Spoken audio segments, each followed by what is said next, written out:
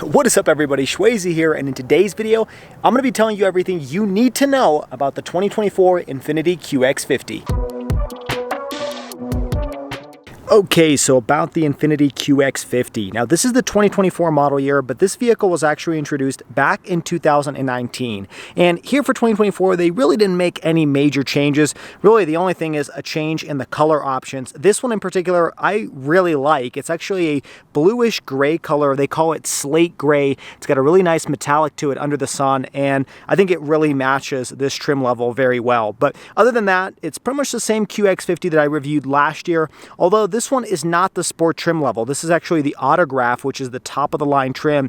And the Sport is really the only one that has a unique front end. All the others have the same front end, which is this, where you have this pretty large grille. You kind of have a triangular shape to it over here in the corners where it feeds into the headlights. But I would say it's a very attractive looking vehicle overall. Starting off with the headlights, you do have LED daytime running lights and LED headlights here, and it looks really good at night when it's shining. Now moving towards the center, you'll see the grille is covered in chrome. That's kind of part of the Autograph trim level. If you pick the Sport trim, you're going to have all this blacked out and kind of some darker accents. Then down here at the bottom, you do have this brushed aluminum for your front splitter, along with your parking sensors. You do have a fog light over here, and you have some active air vents over here that feed across the side of the vehicle as well. Now moving over to the hood, I do like these large bulges. It's very similar to other Infiniti products, kind of gives it a more muscular stance, more aggressive looking. Now personally, I prefer the front end styling of the Sport trim level just because it looks a little bit more aggressive, but this one definitely looks timeless, still looks very luxurious and upscale. It definitely isn't in need of an update like some other vehicles out there, especially when it comes to some of the competition. Now moving towards the wheel and tire setup, the Autograph trim level comes with these 20-inch wheels, and these are wrapped around 255/45 sidewall tires. These are actually run flat tires, so they drive a little bit rougher than your typical tire, and we'll talk about that when I get behind the wheel. But zooming out across the side of the vehicle, you'll notice a little bit more of those chrome accents over here, and I do like the fact that you have this brushed aluminum mirror cap on the side view mirrors, and again, more of those chrome accents all throughout the side, along with that bottom side skirt as well. I think the chrome works really well. Some people may like it, some people don't, but you can always get this blacked out on some of the other trim levels. But I think in this one, being the top of the line, the classiest, the most luxurious version, I think it makes sense to have some chrome here. It fits with the styling of this vehicle. Now moving towards the rear end, I particularly like how Infiniti does this rear quarter panel window. It has this kind of angular shape to it, matches the same angle as that rear windshield and the rear spoiler as well. And then up above you, you have some more of this brushed aluminum or chrome-like roof rails as well on the Autograph trim level. So very classy in its design, and I think it's going to age really well over time. Now coming across the rear end of the vehicle, you'll notice you have LED taillights as well, and these light up at night just like the front end. It's very uniform in terms of its design with the front end styling. And then again, where the air vent would be on the front, you have this reflector in the rear with the QX50 badging. A chrome strip connects the rear taillights above the Infiniti logo, and then on the bottom portion you'll see it says all-wheel drive. In fact, all of the QX50s with the Autograph trim level come with all-wheel drive as standard, so that should be helpful for those of you in winter climates. Down here at the bottom, you've got a nice dual exhaust port with some more brushed aluminum cladding at the rear splitter end, and that finishes off the exterior design. Now, in terms of the length of this vehicle, we're talking 185 inches long, which is almost identical to the vehicles this competes against, which is the BMW X5, Audi Q5, and Mercedes-Benz GLC. And I think it's a really good size. Not only can you still fit 4 or 5 people in the cabin, but it's also still pretty maneuverable in city traffic. Now let's jump under the hood and talk about what's going on there. Now, jumping under the hood of the Infiniti QX50 is the exact same engine that was available last year, and it's actually the only engine option on the QX50 regardless of trim level. It is the 2-liter 4-cylinder turbocharged engine that produces about 268 horsepower and 280 pound-feet of torque. Now, Car and Driver test this vehicle 0 to 60, and they did it in just about 6.4 seconds. So I would say it's pretty peppy. It's definitely not the quickest among the competition, but it's no slouch either. Now, what's interesting about this is the VC turbo, and that VC stands for variable compression. And Infiniti and Nissan use it in a variety of different models that they sell. The variable compression gets interesting because it will actually change the amount of compression inside of the cylinder depending on the driving conditions. So for example, if you're doing some cruising and you want to get the best MPG, the compression in the engine will actually go up, giving you a better miles per gallon. However, if you're trying to accelerate and drive quickly in this vehicle, the compression will actually go down, giving you a better 0 to 60 time. So the intent of this engine is to kind of give you the best of both worlds. Good MPG when you need it and good performance when you want it. Now, in terms of fuel economy, it's not bad, but I don't know if it's sufficient based on the engineering of this engine. We're talking a 22 in the city, 28 on the highway for a combined 25, which is pretty good, but that's not that much better than a traditional 2-liter 4-cylinder turbocharged engine in some of the competition. And I'm glad they're trying to innovate with creating some new types of technology to give you kind of the best of both worlds. Now, all of that power is sent through, unfortunately, a CVT transmission. Now that, for those of you that don't know, is called the continuously variable transmission, and rather than using gear system, it uses a pulley system. Now, the CVT does have a few advantages to a regular 8 or 9-speed automatic, and that is that it's a little bit smoother because there's no shifting, and at the same time you're typically able to get better fuel economy. But we'll talk about some of my complaints about this CVT when we get behind the wheel and take this vehicle for a drive.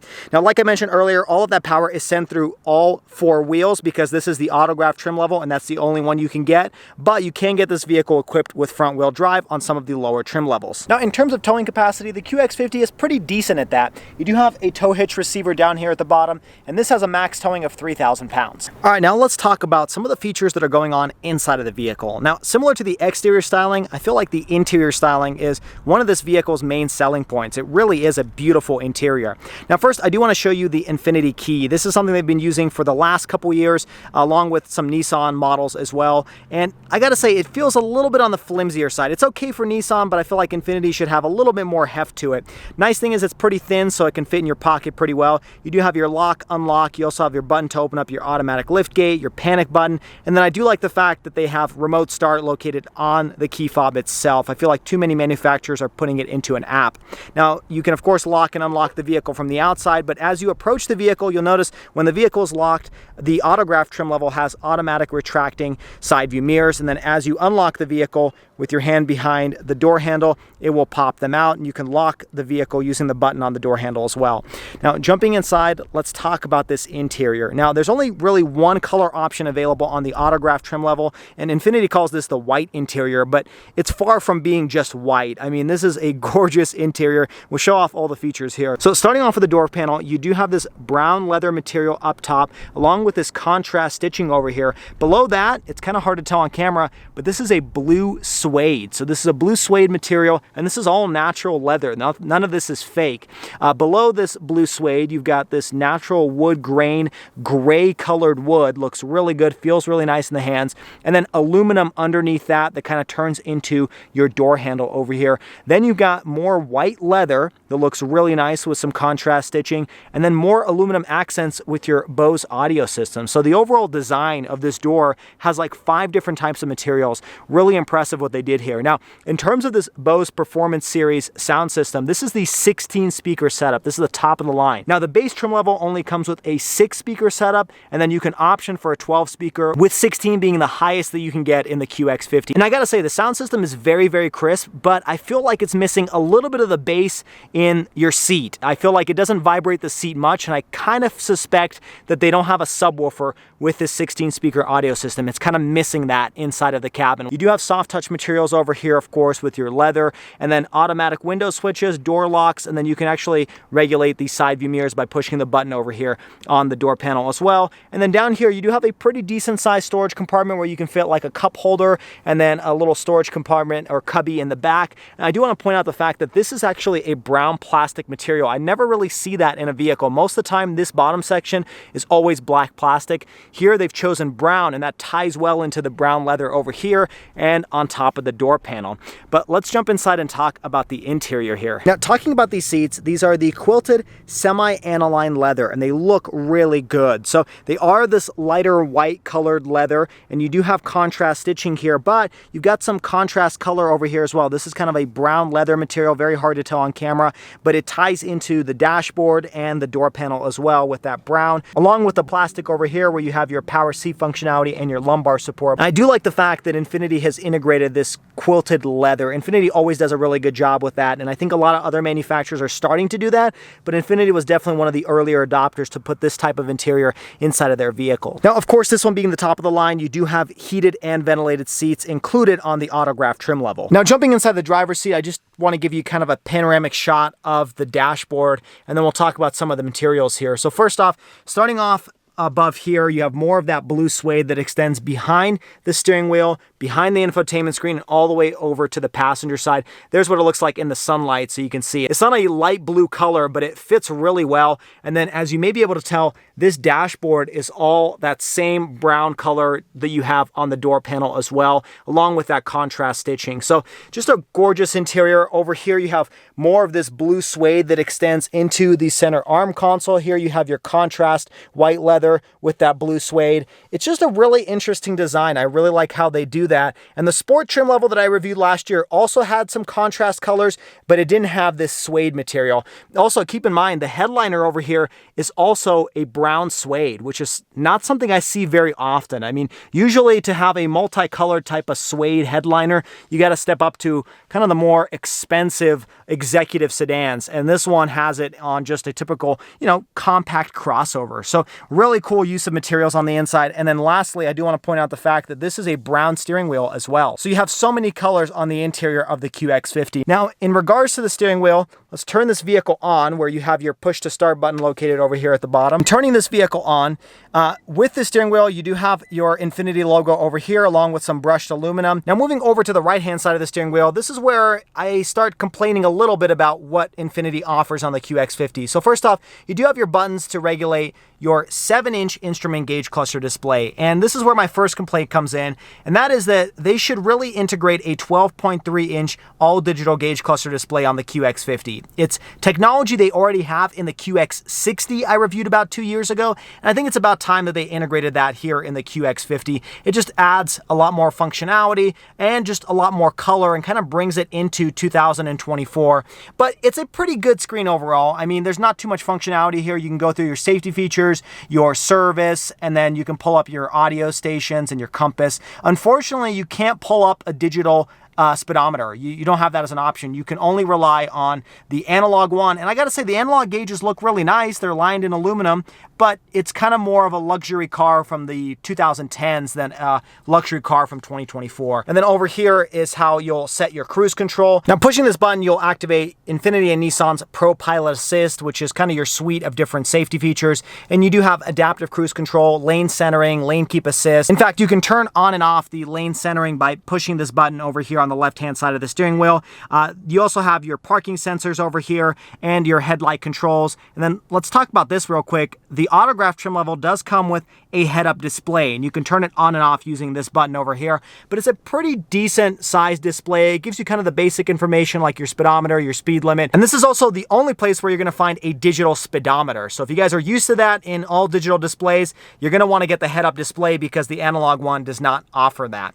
Now, to the left of the steering wheel, this is where it gets a little bit more complicated. So first off, you do have your typical volume controls, voice activation on your phone, but then this button can not only activate your seek and track settings, but if you push on it, it will open up a sub menu over here on your 8-inch touchscreen display. So this vehicle has this 2-screen setup that Infiniti has been kind of using for the last decade or so, and that kind of brings me to my second complaint. This really does need to be updated. It's 2024, and a lot of the competition have changed from what Infiniti has been offering for the last 10 years. So first off, starting up here, it's not a bad screen, but the navigation is a little bit outdated.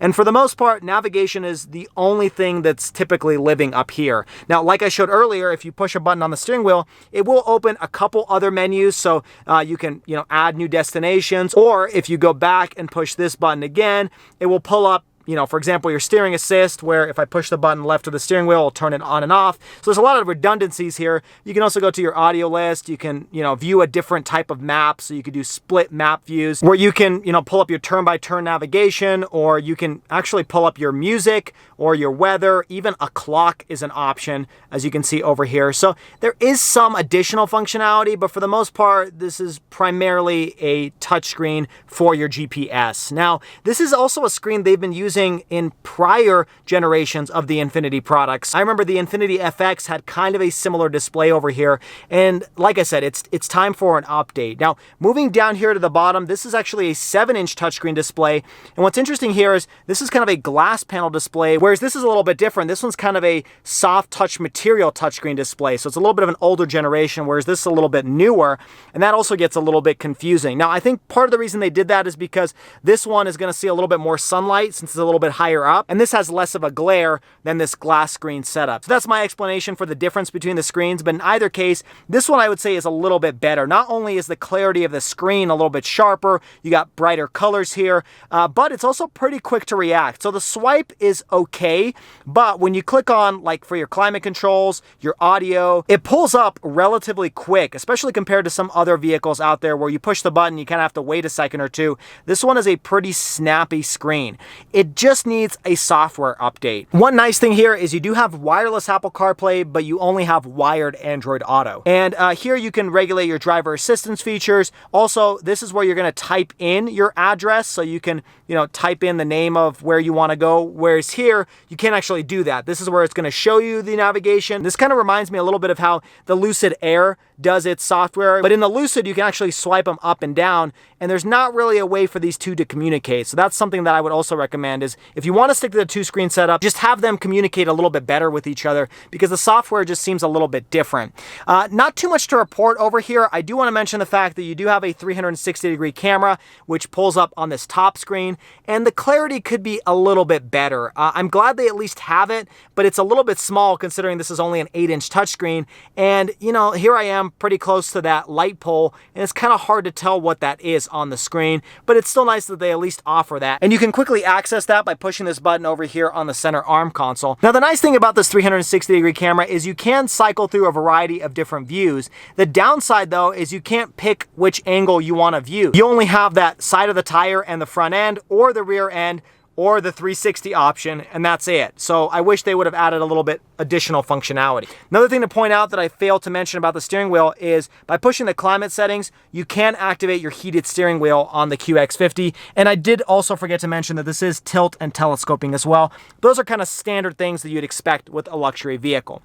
Now, the other benefit about this screen, not only is it pretty quick, but you have a lot of redundant controls. So you can, for one, regulate your climate control, temperature, and fan speed using the buttons over here on the left-hand side, or you can use the infotainment screen. So you can, you know, tap how much fan speed you want. You can hit the positive, the negative buttons. You can tap here. And like I said, it works very quick. But if you don't want to use the touchscreen controls, you have that exact same functionality located over here on the left-hand side. You also have heated and ventilated seat controls here. You don't have to hunt for it here in the infotainment screen. And then on the right-hand side is how you can do your dual zone climate along with your window defroster. So for those of you that don't like everything baked into the touchscreen, this is the perfect solution for that, because you have redundant controls.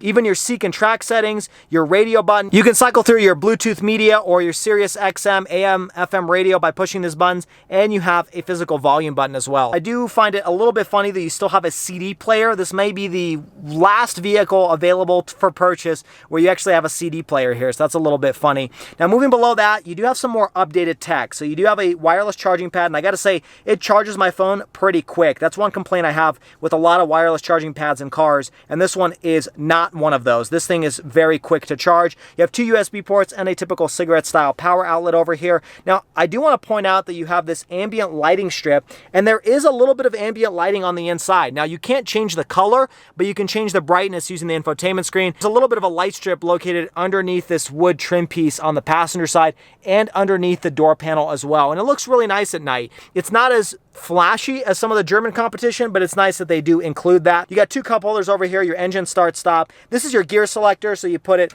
slide it forward for reverse, back for drive. You push the button for park, and then this is your drive mode selector. So when you cycle through personal, sport, standard, and eco, you can, adjust it using this little selector over here. And then you do have your emergency parking brake and your auto hold functionality. Now moving diagonally up, I already showed you the button for the 360 camera. You do have the back button and this map button, so you can click on this and access the same controls I showed off earlier, which you could also access using the touchscreen or the button on the steering wheel. Now below this section is this little rotary mouse, which is something that reminds me a lot of what some prior gen German vehicles had. So you can, rotate this left and right. You can also move it up, down, side to side. It's got a lot of movement here. And you can also push this top to, select different items.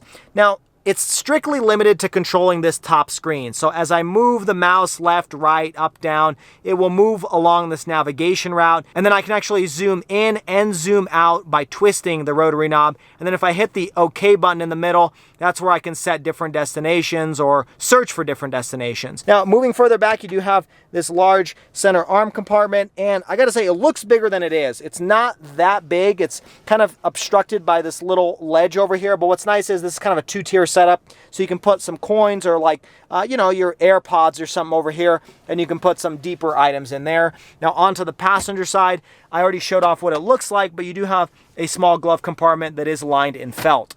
Now up above you, you don't have any type of digital rear view camera mirror, but you really don't need it for a vehicle of this size. It's pretty small. And then up above you, you do have your typical light control, so you can push this button and turn on the lights on the interior. And then this vehicle does come with this large panoramic sunroof. Now this isn't only limited to the Autograph trim level, because you can get this on some of the lower trims, but it is really nice. It is a fixed pane glass in the back, but it does open up for the front, so it gives you kind of that open air feeling. And then as you saw, you do have a cover on it as well. Now jumping into the second row of the QX50, same nice use of materials on the door panel. You got brown leather over here, blue suede, more of that wood with the aluminum and the white leather. You do have your window switch over here, along with your Bose Performance speaker grille and some more brown plastic with a cup holder. Now with this being the Autograph trim level, you do have this manual operated sunshade, which is nice. And then taking a look at these seats, same nice quilted leather material. And then I do want to point out that the back of the driver's seat is brown, and you'll see the entire interior, including the carpet, is brown. So they really doubled down on it, and I love that they did that. Now jumping back here, I do want to point out a couple things. In terms of legroom, this seat actually moves further back when the vehicle is off, so it's not a great indicator of legroom, but it's pretty decent. You've got just about 38.7 inches of space behind the second row. Now taking a look at the passenger side, it's probably a better indicator because this seat is in kind of the proper position. Now moving towards the center, you do have 2 air vents back here. That's standard for a lot of luxury vehicles, but this one being the Autograph trim level, you do have your own single zone climate control back here. So you have 3-zone climate control in this vehicle and rear heated seats along with USB ports, which is really nice to have. Unfortunately, you don't have any type of household power outlet back there, but it is nice that they've included that for the second row. Now the nice thing about these seats is they do have a little lever located over here down near the left-hand side of the seat, and you can pull on it and you can recline this seat a little bit, which makes it a little bit more comfortable in the second row, especially if you're going on a road trip. You can kind of kick back and relax in the second row of the QX50. Now in the center, you do have, of course, a center armrest. You got a little slot for like your phone and 2 cup holders.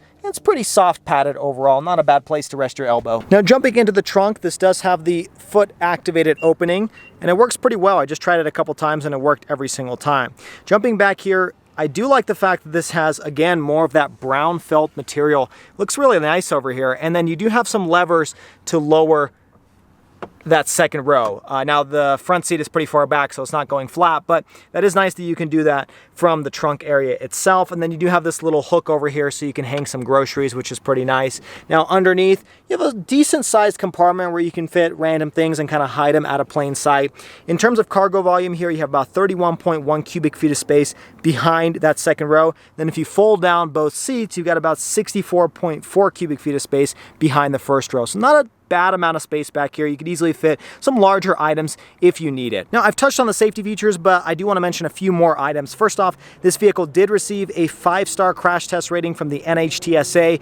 And in terms of the safety tech, you do get blind spot monitoring, you got front and rear parking sensors, you do have kind of a predictive forward collision warning and forward emergency braking. You've also got automatic high beams, lane departure warning. You got that lane centering I talked about on the inside. And then this one having the Pro Pilot Assist I showed off on the inside. You've got that steering assist, you've got adaptive cruise control, that 360-degree camera, the traffic sign recognition, and all of those safety features are standard on every single QX50. So it's really nice. You don't have to pay extra money to keep you and your family safe. Now, next up, let's talk about reliability and warranty. Now, first off, you do get 3 years of complimentary maintenance with every single purchase of an Infiniti, which is something the other competition doesn't always offer. Now, in terms of reliability, US News and JD Power rate this a 78 out of 100, which is just about average. Now, in terms of warranty, this vehicle offers a 4-year, 60,000-mile bumper-to-bumper limited warranty and a pretty impressive 6-year, 70,000-mile powertrain warranty, which is some of the best in its class. All right, now let's talk about the pricing. So there are various trim levels. The Pure is the entry-level trim, and that starts just around $41,000.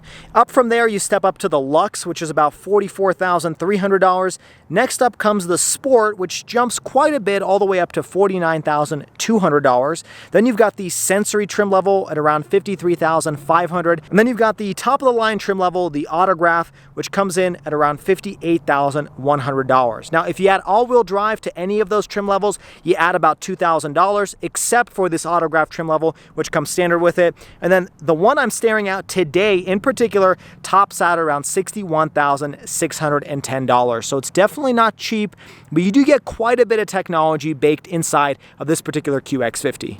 Okay, now let's get the QX50 out on the road and see how this thing drives. Okay, so we're actually gonna start on the freeway. I'm gonna put this into sport mode.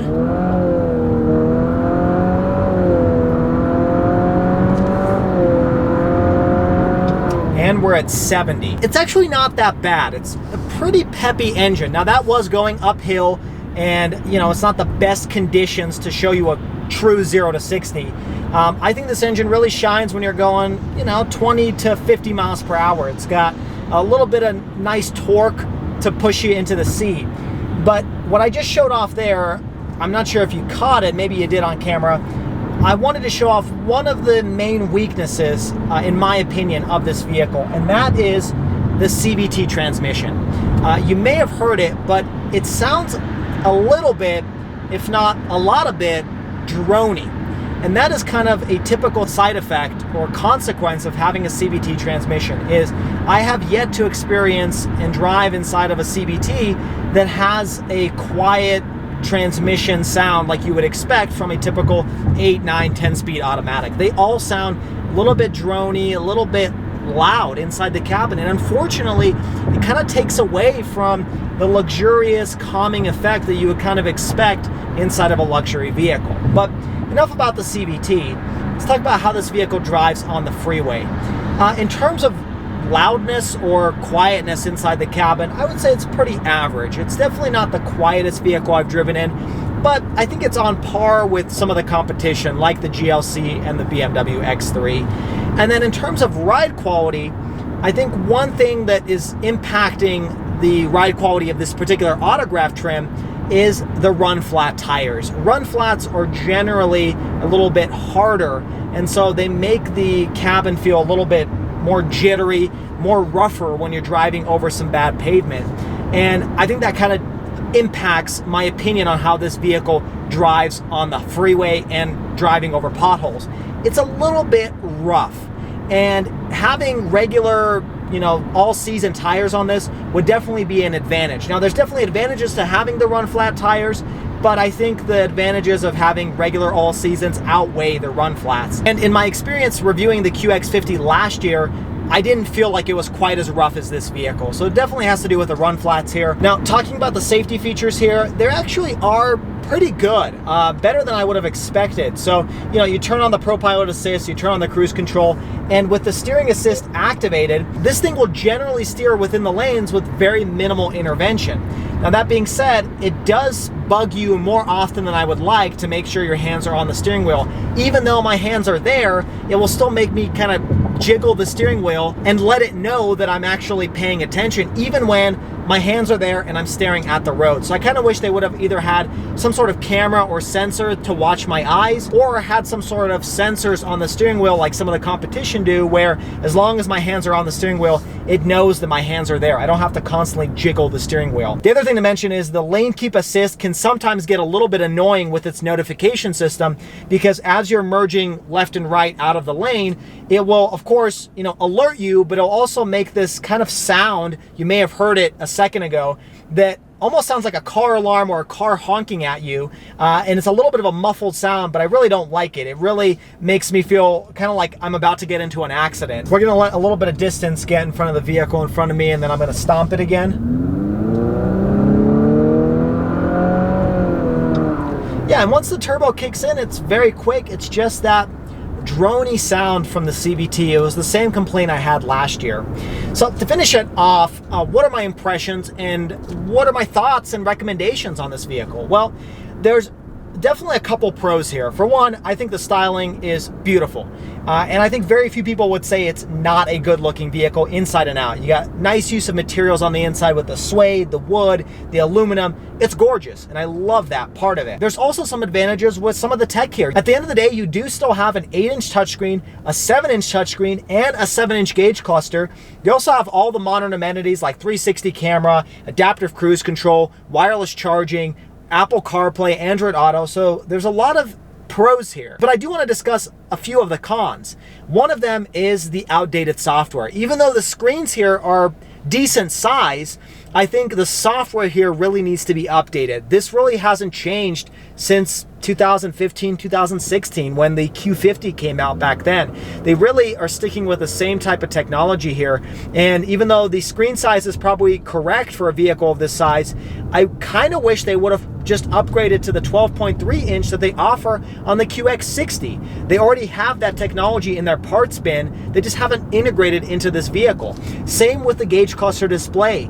They could easily use the same 12.3 inch instrument gauge cluster display from the QX60 and put it into this vehicle, and it probably wouldn't cost them that much more money. The other big downside, in my opinion, is that CVT. I think Infiniti really just needs to put their 9-speed auto that they offer on some of the other trim levels into the QX50, and people would enjoy the experience a little bit more. Those are really my two main recommendations or critiques of this vehicle. Aside from that, it is a really good option. Now, when you compare this to the German competition, the trim level I would personally pick is the Sport trim, not this Autograph. And I say that because the Autograph is pushing around $61,000. And at that price point, you can pay $3,000 to $5,000 more and get one of the German or other Japanese competitors that have some better technology with the latest software and have more of that brand cachet that you don't necessarily get with the Infiniti. I think if you pick the Sport trim level, which starts just around $50,000, equip that with a couple extra packages and features, maybe 55 grand. But at that price point, you still have a lot of the same features I have here, where you have the dual touchscreen displays, wireless charger, panoramic sunroof, Apple CarPlay, Android Auto. And with the Sport trim level, you still get that attractive styling. The only difference is you really don't get some of the suede and some of the second row packages that you get on this Autograph trim level. But you're saving a lot more money when you compare it to some of the German competition, and then it becomes a true value luxury vehicle. I think at $61,000, like the one I'm sitting in today, it's no longer as big of a value when you compare it to the competition. But what are your thoughts on the Infiniti QX50? Would you take this over some of the competition, and why? It's definitely a little bit more unique because there's not as many out there on the road, but there are some pros and cons that you will need to consider. If you guys enjoyed this video, make sure you hit that like button and subscribe to the channel for all of the weekly car videos. Everything from Dodge Challenger Hellcats to Infiniti QX50s and everything in between. Also check me out on all social media at Schwazy_. Until next time, everybody, I hope you stay Schwazy, stay healthy, have a wonderful day.